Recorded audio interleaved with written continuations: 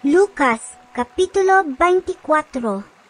Sa maong adlaw, duha ka sumusunod ni Jesus ang naglakaw paingon sa usa ka balangay nga ginganlag Emmaus, mga napulog usa ka kilometro gikan sa Jerusalem, ug naghisgot mahitungod sa tanang mga butang nga nahitabo. Samtang nagsultihanay sila, miduol si Jesus ug mikuyog kanila. Nakita nila siya, apan wala sila makaila kaniya. Unya miingon si Jesus kanila, Unsa ba inyong gipanagsultihan, samtang naglakaw kamo?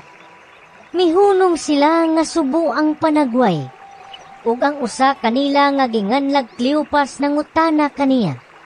Ikaw ra siguro'y bisita sa Jerusalem, nga wala mahibalo sa mga nahitabo didto ni ining pipila ka adlaw nga milabay.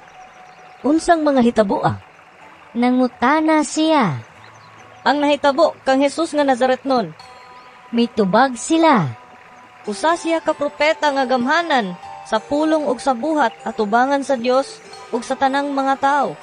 Ang mga kadagkuan sa mga pari ug ang mga pangulo mitugyan kaniya aron silutan siya sa kamatayon ug gilansang nila siya sa krus. Naglaom unta kadto kami na siya mao ang muluwas sa Israel. Labot pa niini, ikatulong adlaw na karon sukad kini nahitabo. Ug pipila sa mga babae nga among mga kauban, nakapakurat ka namo. Nangadlawon sila pag-adto sa lubnganan, apan wala nila hikaplagi dito ang iyang lawas. Ug namalik sila, ug nanugilon nga nakakita ko na sila pananawon.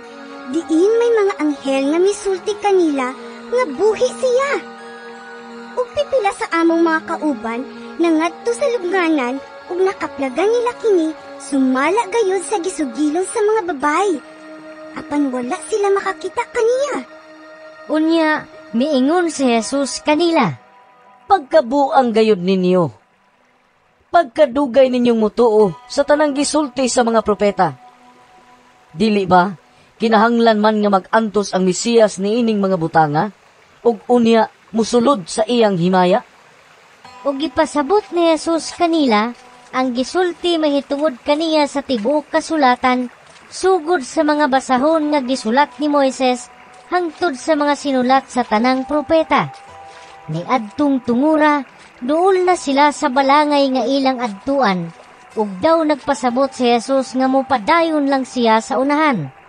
Apan gihawiran nila siya og giingnan. Anilang ta mamahulay, kay hapit na magabi. Busa, midayon siya og nagpabilin uban kanila. Sa ila ng pagpanihapon, gikuha niya ang pan o gipanalanginan kini unya gipikas-pikas o gihatag kanila. Diha-diha, nabuka ang ilang mga mata ug nakaila sila kaniya. Apan nahanaw siya, nag-ingnanay sila. Dili ba ingon sa may kalayo nga nagdilaab sa atong kasing-kasing sa dihang nagsulti siya og nagpatinaw kanato sa kasulatan didto sa dalan. Ug nanindog sila dayon ug namalik sa Jerusalem, diin nakaplagan nila ang napulog usa ka tinun-an ug ang uban pa nga nagkatigom nga nag-ingon. Tinuod gayud nga nabanhaw ang Ginoo. Nagpakita siya kang Simon. Unya, gisaysay sa duha ka tawo ang nahitabo didto sa dalan ug ang pagkaila nila sa Ginoo sa iyang pagpikas-pikas sa pan.